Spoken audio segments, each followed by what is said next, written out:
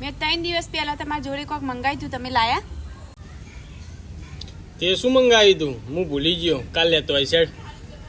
મીઠાની થેલી મંગાવી હતી, હવે મેં લાવી દીધી હવે કોઈ લાવવાની જરૂર નહીં. અલ્યા ભૂલીએ જવાય કોક દિવસ.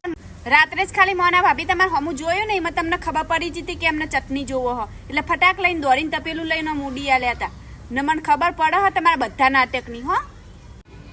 લે હા હું જોયું એટલે હું ચટણી વેચતો હતો ને એમને ચટણી જોતી હતી મને ખબર પડી ગઈ. એમાં આલી એમાં શું થઈ ગયું?